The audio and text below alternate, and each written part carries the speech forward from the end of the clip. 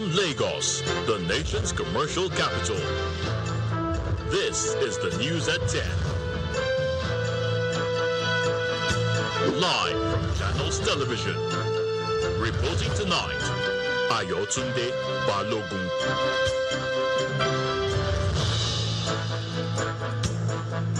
Hello and welcome tonight. Federal government launches probe into deadly gas leak at Plateau State mining site, vows sanctions where appropriate. The Bureau for Public Procurement is set to go fully electronic by September. That's according to its Director General, Adewale Adedokun. President Bola Tinubu calls for orderly conduct during Saturday's elections in the FCT, Kano and Rivers states. And US President Donald Trump announces a new 10% global tariff after a Supreme Court ruling that struck down his previous tariffs. On business, Nigeria's total public debt rises to 153.29 trillion naira in the third quarter of 2025, an increase of 900 billion naira from 152.39 trillion naira in June. On sports news tonight, Nigeria Football Federation confirms Super Eagles' participation in the four-nation invitational tournament in Amman, Jordan, during next month's FIFA Men's International window. From the nation's capital, Nigeria's Center for Disease Control confirms 318 cases of Lassa fever and 70 deaths nationwide since the start of 2026.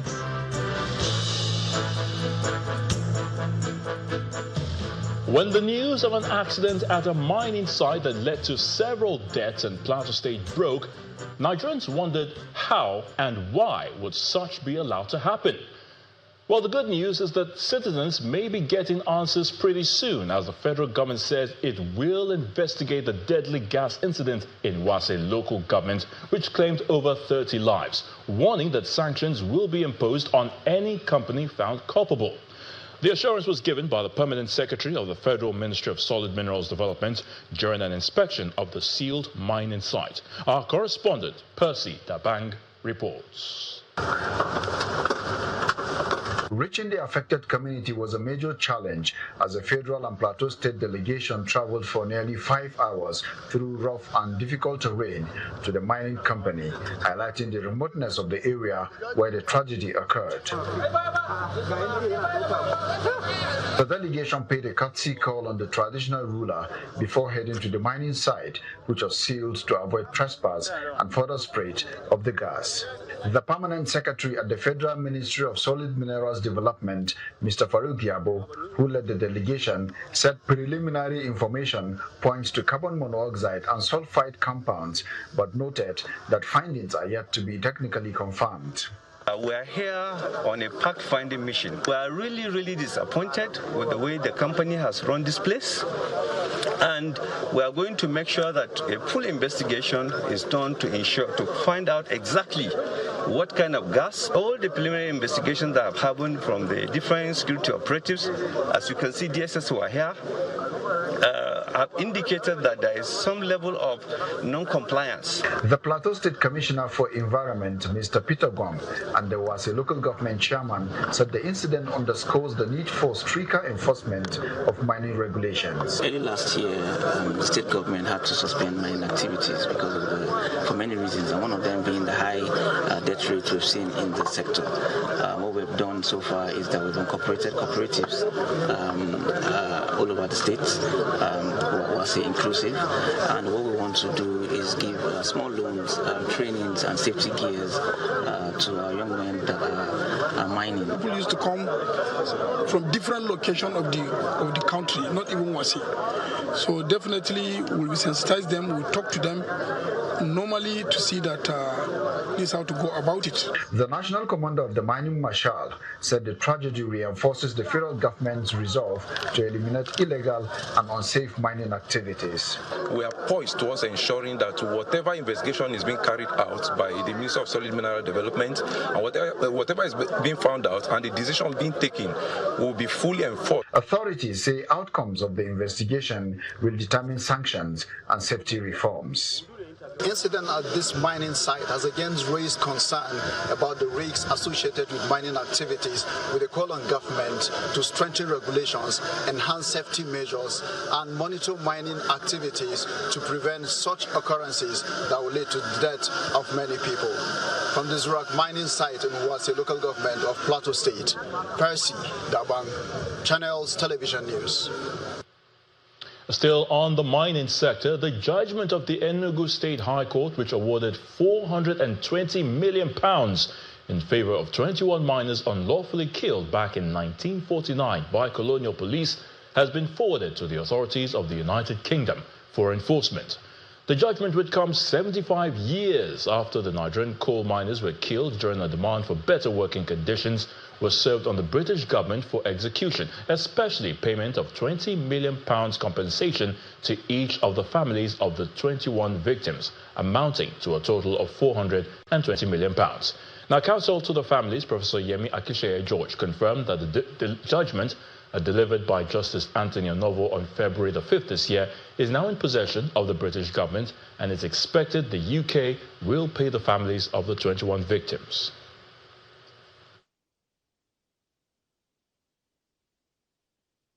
Responsibility as counsel for the applicant is to pursue the compliance by the relevant authorities with this judgment. So on our part, we have written formally to the Honorable the Attorney General of the Federation and formally served the judgment of court and requested for compliance. We have also served the judgment of the court on the British government through their representative in Nigeria, His Excellency the High Commissioner at the British High Commission. We have also sent a copy to the fourth defendant, who is the Secretary of State. A copy has also been served on the Secretary of State. So there is no excuse, there is no saying that we have not been served with the concept of the judgment. Aligns with global precedents. This is not the first time. It has happened before. The judge noted in his judgment, there's what is called comparative jurisprudence from other jurisdictions. You look at Kenya, look at Germany, reparations to Israel. You look at Canada, reparations to the indigenous people. And a couple of other practices where age-long historical deprivations were redressed through monetary compensation, apologies, and so on and so forth. Nigeria's electronic procurement system is expected to be fully operational by September this year, and that's according to the Bureau for Public Procurement, BPP. Now, the Director General of the agency, Mr. Adibowale Adedokun, stated this during the agency's budget defense before the House of Representatives Committee on Public Procurement. Our National Assembly correspondent, Terry Kumi, reports. The House of Representatives Committee on Public Procurement is meeting with the Director General of the Bureau for Public Procurement for the agency's 2026 budget defense. The session kicked off with the opening remarks from the committee chairman, emphasizing on improving the procurement process. This manual process is giving us a lot of issues, apart from delays that normally that also contributes. Another one is the issue of wasting resources. I know money that is being sunk into printing papers, especially when we invite agencies to come before us. Looking at the size of the committee, sometimes we ask for 40 copies, per agency. That's a whole lot of money. The Director General of the agency presents its 2026 budget, highlighting how it seeks to promote the electronic procurement system. We are adopting a phased implementation strategy.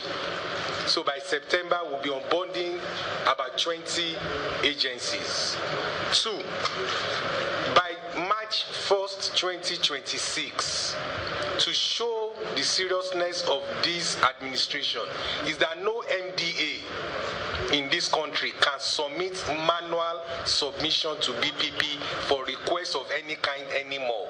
Questions are raised by members. There's been speculation in the procurement sector that civil servants, the procurement civil servants in the different agencies are not too or are averse to to this kind of change. There's no procurement officer in Nigeria today that does not like us, that will not want to go in, because it saves them from going to jail. Just around the salaries, I see in 2025, I see the number, and I see the number projected for 2026. And so my question is, are you going to be doing a massive recruitment?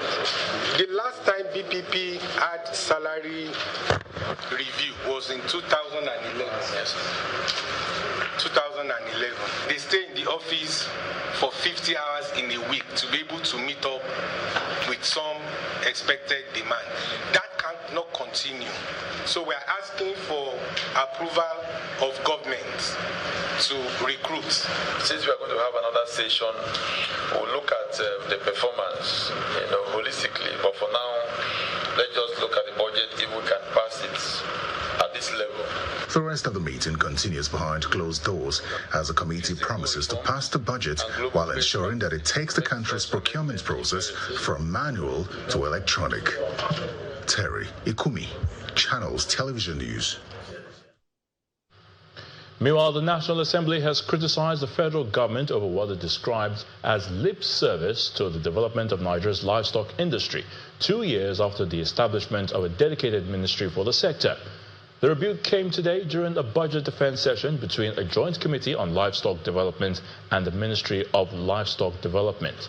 The Minister of Livestock Development, Mr. Idi Mukhtar Meha, told lawmakers that despite Nigeria's vast agricultural potential, about 65% of animals consumed annually in the country are imported, prompting lawmakers in the committee to recommend a non-reliance on a monoproduct economy, vowing to intensify efforts to secure adequate funding for the livestock ministry. 65% of the animal protein we eat in this country are imported right from Sudan, DRC, Cameroon, Chad, Niger, and Benin Republic. We keep on spending $1.5 billion to import dairy and dairy products in this country when we have this number of animals I have reeled out. I'm trying to reason to find out how the president and this government actually changed their intention about this livestock. From the checkup, you were able to assess 20 billion since 2024, and 50 billion is still hanging. In 2025, there was a capital expectation that is in the budget of almost 10 billion, and you have not assessed one kobo out of it. And in 2026, your capital expectation is 9 billion. 778,983 in 2026. And this is a priority project. And this ministry is supposed to cover the 36 states in Abuja. And therefore, my mind is that somewhere, somehow, somebody is trying to sabotage this president. To the Federal Capital Territory High Court, Abuja, where Justice Adeyemi Ajayi of the FCT High Court indeed has granted an interim injunction restraining activists Mr. Omoyele Sowore and Sahara reporters from publishing further content concerning the Inspector General of Police, Kayode Egbetokun, his family or his office, pending the hearing of a defamation suit. In the order, the court specifically restrained the defendants from publishing content alleged to be defamatory and derogatory of Victor Egbetokun, son of the IGP, including a recent claim that he received 100 million naira from the Anambra State security votes. The ruling followed an ex parte motion for an interim injunction, which was filed by the claimant through his counsel and senior advocate of Nigeria, Ayotunde Ogunleye. The court granted the interim injunction after hearing the counsel for the applicant, pending the hearing and determination of the motion on notice. The case has been adjourned to April the 14th this year for further hearing. Meanwhile, another judge of the Federal High Court sitting in Lagos has condemned the actions of the Commissioner of Police, declaring Omoyele Sowore wanted, and held that only a court of law can declare a person wanted. Justice Musa Kakaki held that such declaration can only be made upon the issuance of a warrant, proper notice, and that a citizen is evading lawful process. The court therefore awarded 30 million naira in damages against the Lagos State Commissioner of Police, Olorundare Jimoh, and the Inspector General of Police, Kayode Egbetokun, over the controversial declaration issued on November the 3rd, 2025.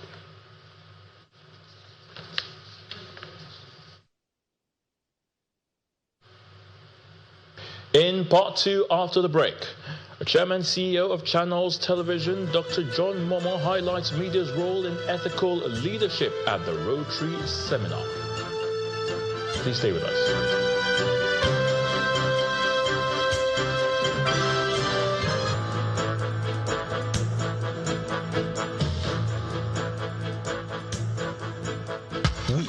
Nation of passion and resilience. For almost 25 years, we have believed in our people, investing, innovating, and connecting millions. We build vital infrastructure and provide essential services like health centers and clean water that sustain communities. As the biggest supporter of Nigerian football and athletics, we are developing the next generation of champions. We are proud to be the first telco listed on the Nigerian exchange, owned and led by Nigerians, with nearly half our executive team being women. We are building the nation's most inclusive company. With over 6.7 trillion naira in taxes paid and deep investments through the MTN Foundation, our numbers tell a story of purpose, partnership, and progress. We are MTN Nigeria, a proudly Nigerian company that will continue to be a force for good. Make we talk. Time don't reach to rearrange the stars to give una small wisdom. Shout my tea fresh now, but you know, I beg no be so. Before una go talk, say our smell no reach. Make una think I'm try so. Ever heard of Colgate, the #1 oral care brand in the world? Colgate Maximum Cavity Protection unlocks 24 hours cavity defense. The formula boost with calcium for lifelong smiles.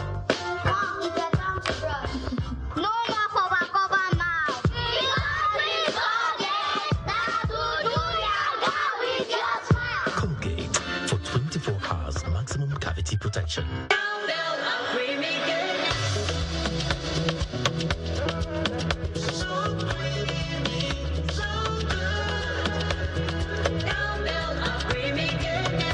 Enjoy the delicious creamy goodness of cowbell.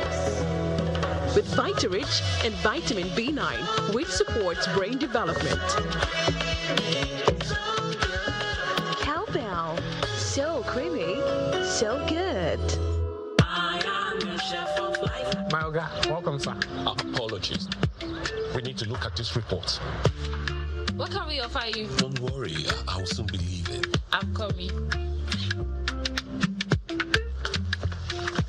Huh? Mr. Chef, it's a 2-finger crush. Pass the beef and crayfish. I am your chef of life. I am your chef of life. Chef of life with Mr. Hey, Yola, we got this. Food is ready, sir. I was about to take my leave. Mazi, Irigadigo. With Mr. Chef, a simple crush turns meals into culture and moments into memories.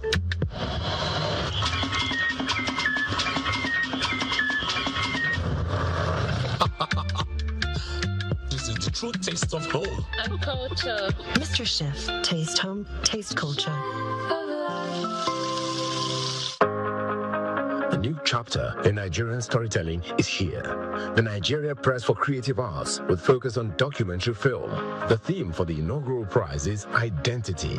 Who are we? Where do we come from? What shapes us?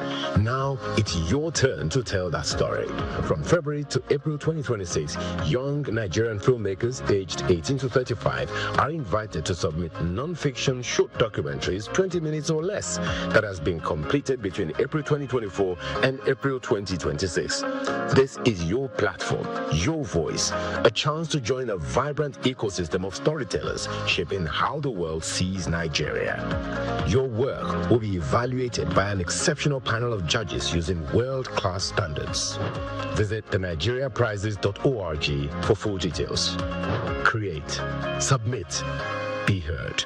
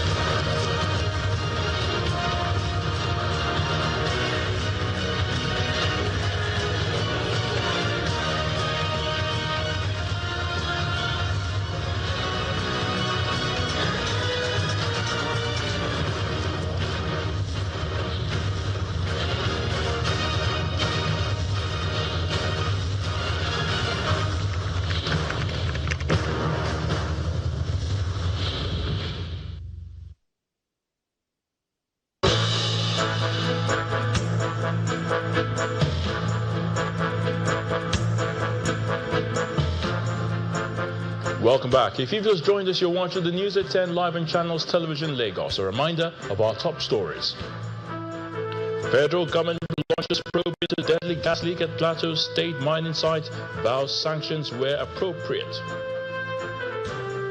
The Bureau for Public Procurement is set to go fully electronic by September. That's according to its Director General, Adebowale Adedokun. President Bola Tinubu calls for orderly conduct during Saturday's elections in the FCT, Kano and Rivers states. And US President Donald Trump announces a new 10% global tariff after a Supreme Court ruling that struck down his previous tariffs.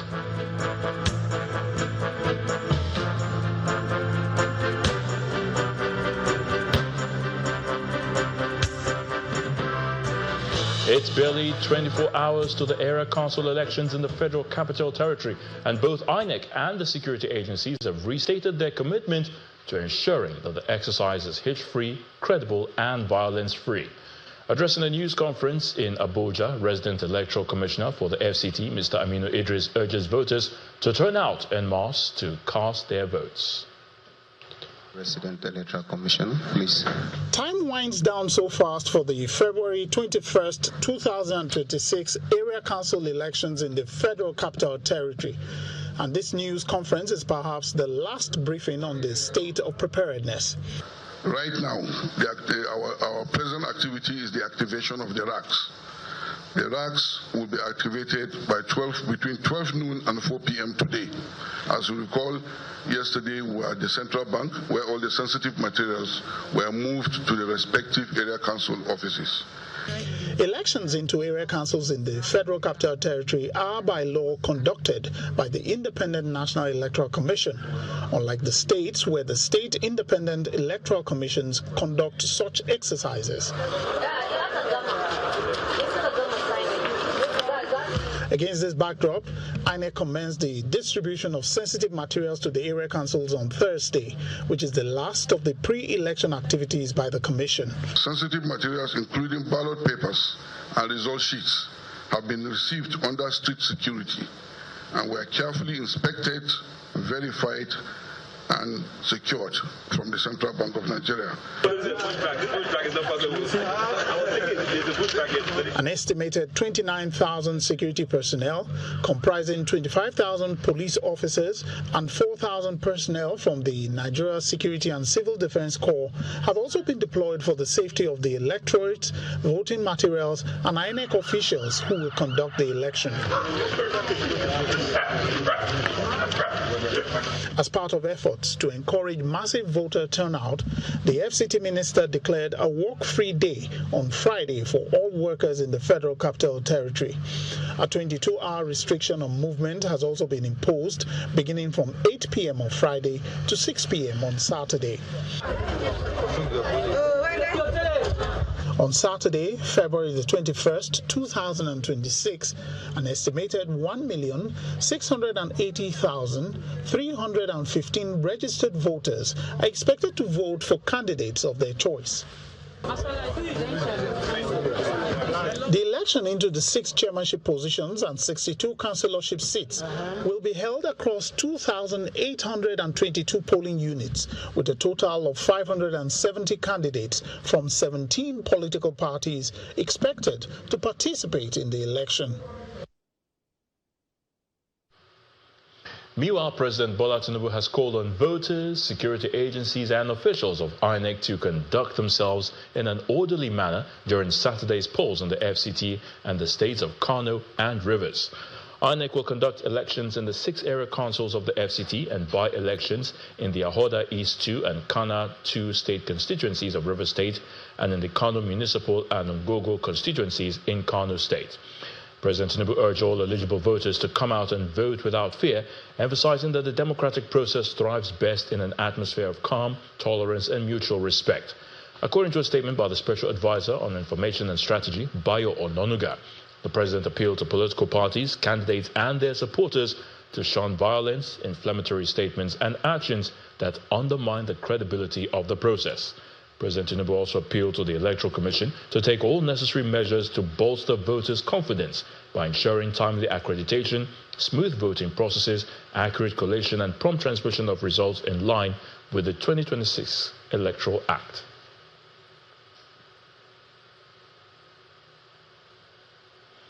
A policy announcement might only take 5 minutes, but its media interpretation can last 5 years.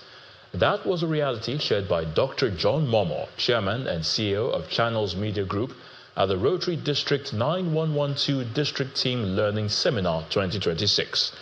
He describes the modern world as a glass environment where every leadership move is magnified and every misstep is recorded for history. Dr. Momo warns that the media's influence is quiet but far-reaching, holding the power to either stabilize a nation or inflame public tension. Good afternoon to you all.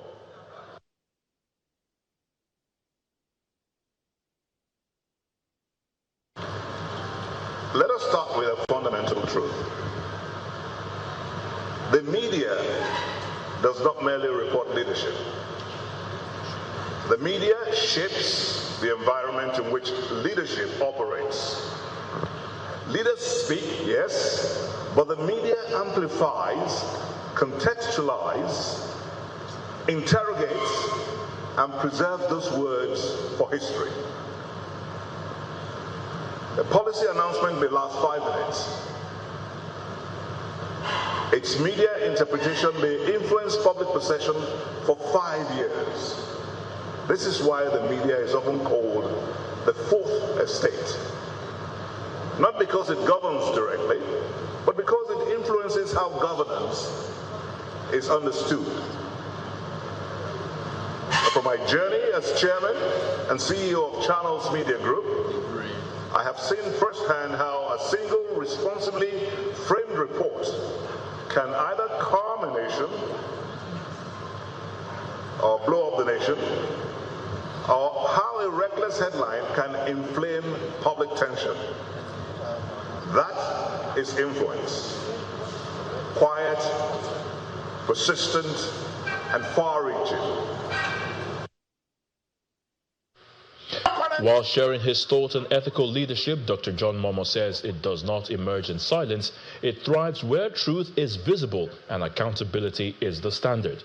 He emphasizes that media influence should never be about control or propaganda, but rather the amplification of truth and service.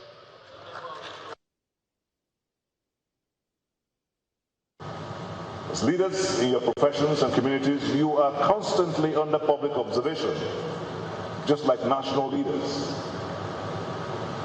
Your actions, your service projects, your ethical decisions, when responsibly highlighted by the media, inspires others to lead with purpose. And that's the ultimate influence. Not control, not propaganda, but principled amplification of truth and service. If the media remains ethical, leadership becomes more accountability. If leadership becomes purposeful, society becomes more stable. And if both align with service, the Rotary ideal of service above self, we will not only inform society, we will transform it. So let us see the media not as a critic alone, but as a partner in ethical nation building, as a partner in transparency, a partner in accountability, and a partner in purposeful leadership. And for that, I commend you all for all you do, and I want to thank you for your service. Thank you, Rotarians, for your integrity, and thank you for the incredible role Rotary continues to play in shaping ethical leadership in Nigeria and across the world. Thank you very much indeed for listening.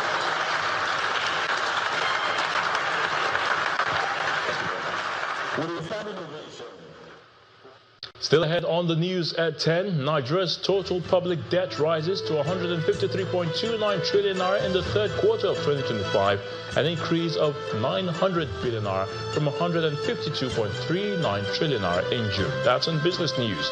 Please join us again.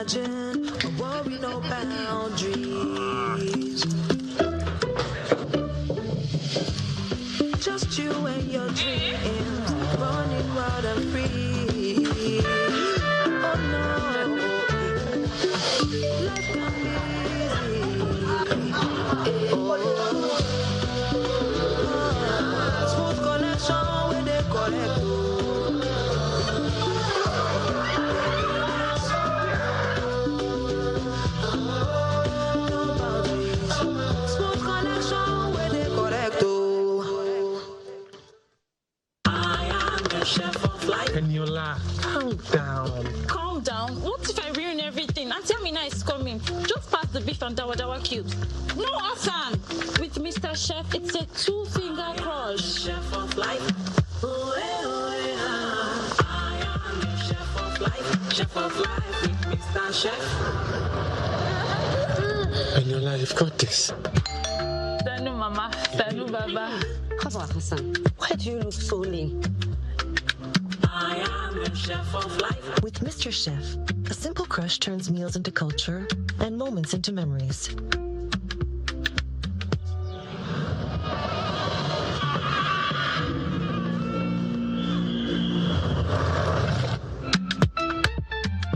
This is a true taste of home and culture. Mr. Chef, taste home, taste culture. Chef of life. My Baba, they always say, for market, every day gets your own wahala. Sometimes people go on scamming, but Baba say, no be by gra. You must cool down, dey sharp, because with OPay payment, your money go enter sharp, no story. But inside market, anything fit happen. One day, we no see phone again. My Baba remember OPay USSD lock, dial *955*131#. Baba press am, lock account.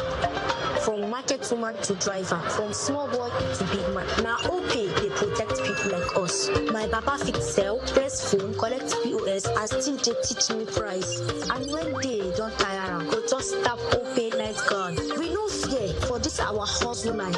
Now OPay be the people payment shield. How do you ensure your story is patterned into the fabric of time? You leave your footprints behind so that those after you can walk in it, and those after them, not only in your bloodline, but outside your bloodline too. Let's help you leave your footprints in the sands of time for the benefit of generations to come. Meristem, let's grow wealth for you. During this blessed month, we begin with prayer, with faith, and with the spirit of giving. Ramadan is more than just about fasting. It's about bringing hearts together. Together we break our fast and celebrate the blessings of this holy month. Bring out the flavors of the season with Anga. Ramadan Kareem.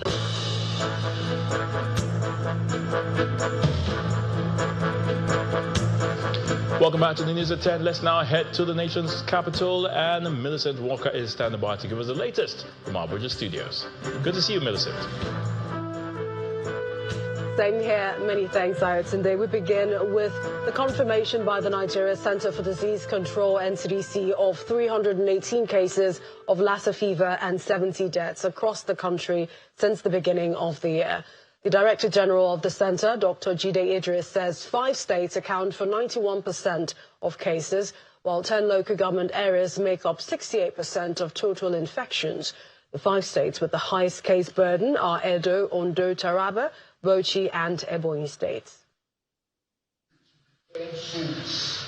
The incident room of the Nigeria Center for Disease Control (NCDC) comes alive following the recent Lassa fever outbreak. According to the center, over 300 cases have been confirmed and 70 deaths have been recorded, including health workers who were infected while treating patients with the fever. One is that since the beginning of this year, that is from the epic 1 to 7, like we normally do for epidemiology, that is from December 29th to February 15th. We've had about 1,469 suspected cases and 318 confirmed. And unfortunately, the death rate is a bit high, which is a major cause for concern, about 70, making a rate, CFR rate higher than we accept. But more worrisome is the number of healthcare workers that are affected this year. Going through our statistics, if you compare where we are now as against where we were last year, we are doing better in totality, in number of cases, but the only worrisome is that more people are dying. We need to know why. 5 states account for 91% of the cases, while 10 local governments account for 68% of the infections. The center has deployed rapid response teams to 8 states. Food storage, like I just said, the agricultural practice, occupational practice, especially in those areas where we have these rats in abundance, especially the hotspots areas. These are the cultural practices we need to, as part of the public enlightenment, public education, which we hope will help us deal with this again. We'll continue to do our bit where we have, because of this, we've sent out new materials again. We're trying to get in more so that we'll get ready for this. So we'll continue to do our best. The NCDC is urging Nigerians to take personal responsibility, keep environments clean, store food safely, control rodents, and seek medical attention early to reduce the risk of infection. To other stories, it's a time to celebrate at the Owa Alero campus of the University of Delta State as the Delta State Governor, Sheriff Oboriwori, officially unveiled a series of major academic projects. The atmosphere brimmed with excitement as students, lecturers, traditional leaders and dignitaries gather in anticipation of a milestone moment that signals renewed growth and expansion for the institution. Amidst cheers, Governor Oboriwori is at the University of Delta, Owa Alero campus, to formally inaugurate several key facilities, including the Faculty of Management and Social Sciences complex named in his honor, the Faculty of Environmental Sciences building, the Faculty of Engineering lecture halls and workshops, a 500-capacity central auditorium to global standards.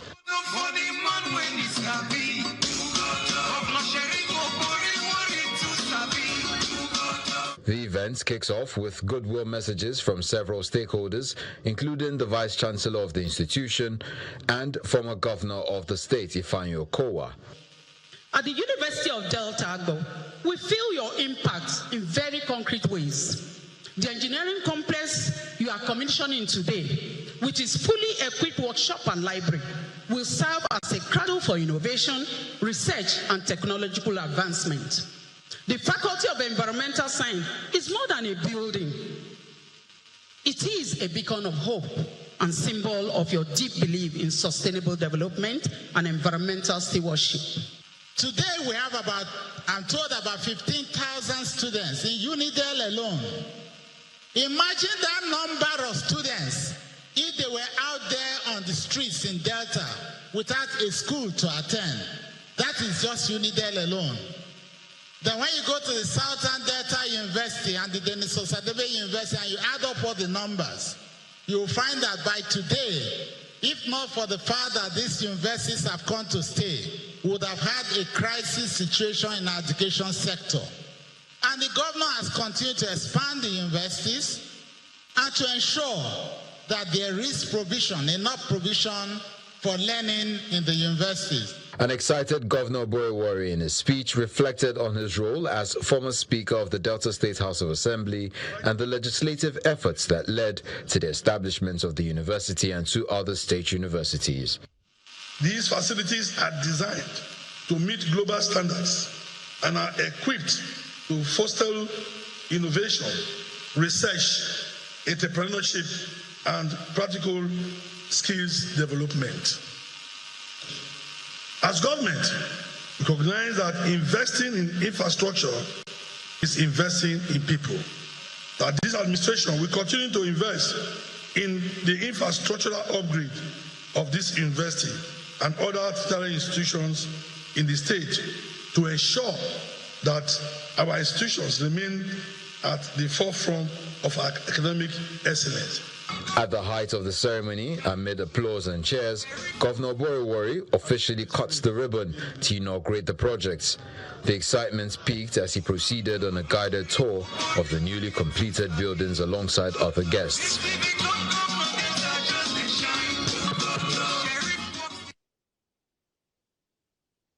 So from the nation's capital, back to Lagos with Ayotunde, who has more on the news at 10. Thank you so much, Millicent. MTN Nigeria and the Federal Airport Authority of Nigeria, FAN, have launched a free high-speed Wi-Fi across Nigeria's major international airports, beginning with the Murtala Mohammed International Airport Terminal 2 in Lagos. According to the 2 organizations, this rollout will extend to the Nnamdi Azikiwe International Airport, Abuja, and those of Port Harcourt, Kano, Enugu, as well as the nearly completed temporary terminal at MMIA. The launch of the free high-speed Wi-Fi to make reliable internet access available at Nigeria's major airports begins here with the presence of the representative of the management of FAN and that of MTN. We appreciate your Speaking on behalf of the Federal Airport Authority of Nigeria, FAN, its Director of Airport Operations, who represented the Managing Director, appreciated MTN for providing the free service and pointed out that it is a demonstration of what can be achieved through public-private partnership. This partnership with MTN is a major step forward in our efforts to modernize infrastructure and improve the digital economy. In today's connecting world, access to reliable internet is no longer a luxury but necessity. According to MTN, the takeoff of the service underscores the telecom giant's commitment to enhancing passenger experience, improving economic productivity, and enabling smarter, digitally empowered airport environments for millions of travelers. Over the next month, we will activate on-ground engagement at the Murtala Mohammed International Airport and Nnamdi Azikiwe International Airport to drive awareness and encourage usage.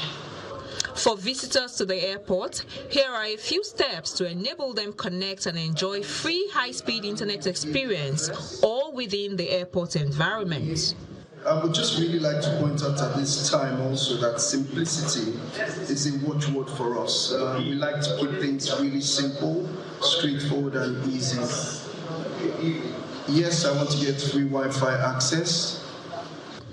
On its part, FAN assures that this project is one that has come to stay, in line with the federal government's drive towards building a sustainable digital economy. Congratulations. This is our plan is going to be a permanent solution because there's a lot of effort in the past that had been done, but unfortunately I think it's about consistency and then moving on. But our own is like it's just the digital economy, and that is the partnership between MTN and Federal Airport Authority of Nigeria. The service forms part of MTN's wider vision to keep people connected to what matters most: every call, every message, and every byte exchange. By providing free Wi-Fi to travelers within the airport, we are driving digital inclusion, we are driving productivity improvement, and we are also building an ecosystem that will ensure that there is growth in our economy. MTN believes that the launch of the free internet connection will add to other services rendered by FAN at major airports in Nigeria, which serve as gateways into the country and enable passengers communicate without any interruption.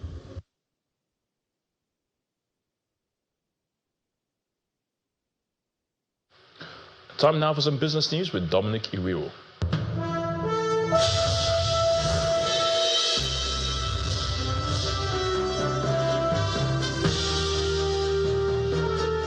Thank you, Ayotunde. And on business news, Nigeria's total public debt rose to 153.29 trillion naira in the third quarter of 2025, up from 152.39 trillion naira at the end of June. And this is according to the Debt Management Office. The DMO's data shows that domestic debt now stands at 81.81 trillion naira, representing 53.37% of the total, while external debt accounts for 71.47 trillion naira, connoting 46.63%. And the domestic equities market ends the week in positive territory, led by gains in Bois Cement. Lady Williams tells us more.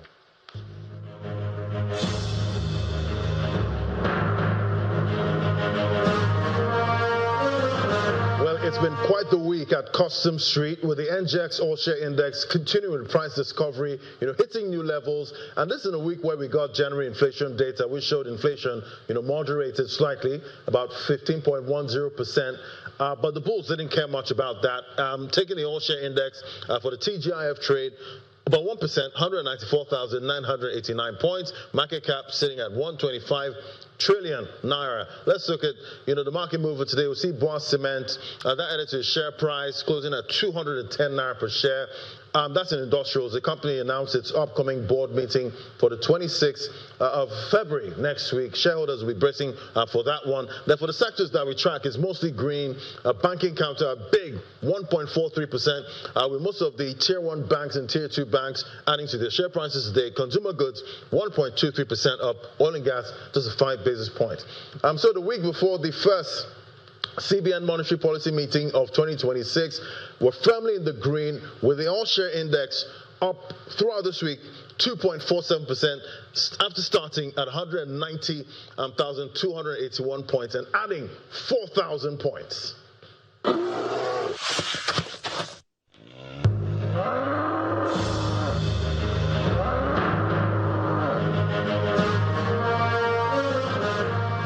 Let's see the snapshot performance for other major equities.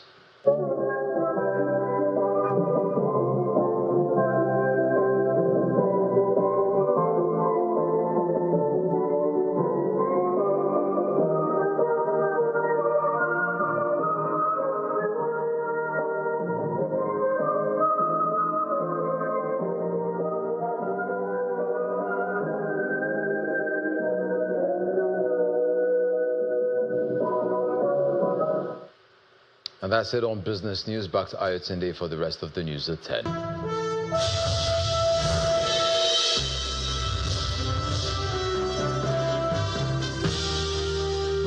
Still to come on the news at 10, U.S. President Donald Trump announces a new 10% global tariff after a Supreme Court ruling that struck down his previous tariffs. That's on Around the World in 5. Please join us again.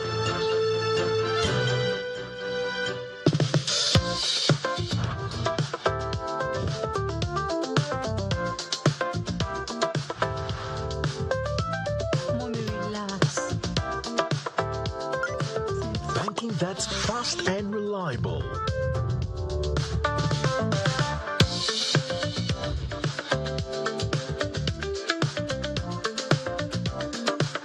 A debit card that works. Enjoy unlimited free transfers. Tell me the truth. Where is all this money coming from? Mommy, relax. I just bank smarter with unlimited free transfer from PalmPay. But do they give you free money too? Yes, so I get up to 20% interest on my savings annually. And that is what I use to buy the lace. But you still owe me for the groceries shop. With PalmPay, your money moves when you want it to. PalmPay, the smarter way to bank. I am your chef of life.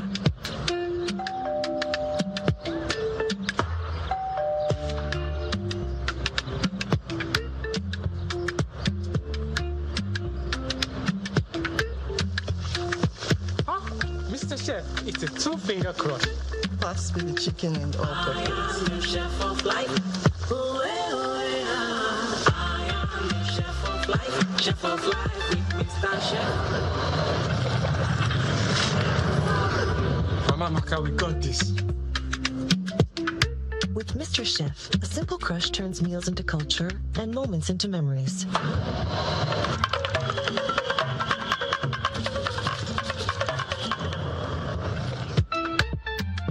This is the true taste of home and culture.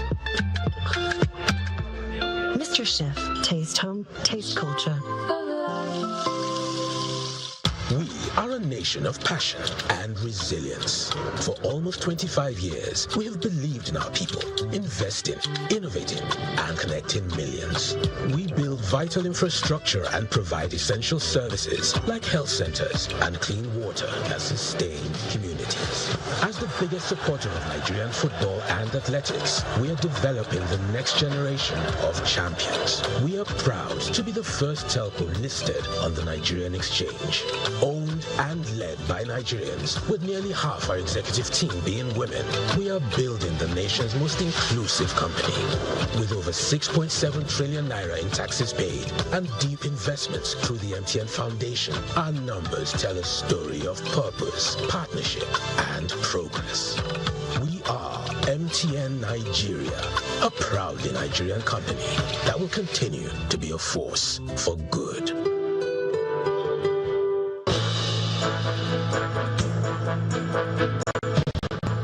Welcome back. Let's now join Simon Pusey with our international news and around the world in 5 from our London studio. Good evening and welcome to the channel's studios here in London with your international news around the world in 5. President Donald Trump says the world will find out over the next 10 days whether the US will reach a deal with Iran or take military action. Democratic lawmakers and some Republicans have voiced opposition to any potential military action in Iran without congressional approval. In his remarks, Trump noted that Special Envoy Steve Witkoff and Jared Kushner, who is also Trump's son-in-law, had some very good meetings with Iran. It's proven to be over the years not easy to make a meaningful deal with Iran, he said. Otherwise, bad things happen. One day earlier, the White House press secretary warned that Iran would be very wise to make a deal with the US, adding that Trump was still hoping for a diplomatic solution over Tehran's nuclear program. American forces have been ramping up their presence in the region in recent weeks, including the deployment of the USS Abraham Lincoln aircraft carrier.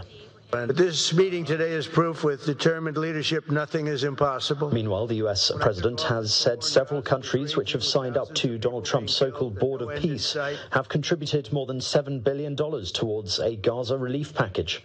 Trump made the announcements during the first meeting of the organization, but many of the US's Western allies have refused to join, fearing the body, originally meant to help end the war between Israel and Hamas, may be intended to replace the UN. The second phase of a US-brokered Gaza ceasefire plan includes the disarmament of Hamas and the reconstruction of Gaza. However, there are few signs of the Palestinian group disarming. This Board of Peace was really born out of the need to find a pathway forward on Gaza, but there's a lot of questions about that jurisdiction. I think there's aspirations with this Board of Peace that they will get a bunch of donor countries together ultimately and lead major investments into the reconstruction of Gaza. Following that is everyone's question. Will this somehow replace or supplant the United Nations? That's still a lot to be determined at this point. More unmarked police cars have arrived at Royal Lodge in Windsor to continue searching Andrew Mountbatten Windsor's previous home. The former prince was released from custody after 11 hours on Thursday night following his arrest on suspicion of misconduct in public office. He was pictured returning to the Sandringham estate after being released under investigation. After the news of Andrew's arrest, the family of the woman who first made accusations of wrongdoing against him spoke of their reaction. It was such a mixed bag of emotions. I think initially we were like vindicated and screaming at one point at 3 a.m. and then, it just hits you that gut punch of the fact that she's not here to see this. Police in South Africa have arrested the youngest son of Zimbabwe's late former president, Robert Mugabe, who is facing a charge of attempted murder after a reported shooting at a property in an upmarket suburb of Johannesburg. Bellarmine Mugabe was taken into custody after a 23-year-old man believed to be a gardener was shot and injured. Officers searching the house in Hyde Park, where Mugabe was staying, have found bullet cartridges but no firearm. Bellarmine Mugabe is the youngest son of Robert and his second wife, Grace. Robert Mugabe, who died in 2019, led Zimbabwe for 37 years before being forced out of power at the age of 93. Fears are rising after South Africa's KwaZulu-Natal rapidly became the epicenter of a foot and mouth disease outbreak that has swept across 8 of the country's 9 provinces, devastating animal herds with many cattle being killed to halt its spread. Farmers are fearful that they could lose their livelihoods altogether as other countries take action and stop the import of South African animal products. The highly contagious virus, passed through direct animal contact or in contaminated feed or water, causes painful blisters inside the mouth and under the hooves of animals such as goats, cows and sheep. And a SpaceX rocket fireball has been linked to a plume of polluting lithium less than 100 kilometers within the Earth's surface, that's according to scientists. A SpaceX Falcon 9 had failed in flight on the 19th of February last year, vaporizing into fireballs over Ireland, England and Germany before it finally struck Earth. A man in Poland found a chunk measuring 1.5 meters behind his warehouse. Scientists warn that as humans move more activities off Earth, more debris will fall to Earth, polluting as it plummets. Elon Musk recently announced he had applied to launch 1 million satellites to support artificial intelligence data centers in space. And that's your international news around the world in 5. Now back to the channel's studios in Lagos. Many thanks indeed, Simon, and welcome to Sports News. The Nigeria Football Federation has officially confirmed that the Super Eagles will play in a 4-nation international invitational tournaments in Amman, capital of Jordan, during next month's FIFA Men's International window. The mini-tournament will kick off with a clash between the Super Eagles and Iran on March 27th, while their second game will be against Jordan on March 31st. The EPL Mikel Arteta has challenged Arsenal to start writing their own destiny in Sunday's North London derby at Tottenham after losing control of the Premier League title race. Arteta's side held a commanding lead in the bid to win a first English title since 2004, but the leaders have allowed second-placed City to close within 5 points of top spot. And Bayern Munich head coach Vincent Kompany has criticized Jose Mourinho's handling of the racism controversy involving Real Madrid forward Vinicius Junior, saying the Benfica's coach comments after the midweek Champions League match were a huge mistake. Brazil international Vinicius accused Benfica midfielder Gianluca Prestiani of racially abusing him during Real's 1-0 win in Lisbon. And that's your Sports News Tonight. I am Kelly Egigas. Back to you today. And the main news again. The federal government has launched a probe into a deadly gas leak at Plateau State mining site and has vowed sanctions where appropriate. And U.S. President Donald Trump today announced a new 10% global tariff after a Supreme Court ruling that struck down his previous tariffs. That's the news at 10 tonight. Thank you so much for watching. I'm Ayotunde Balogun. From everyone here, you have a good night and have a great weekend.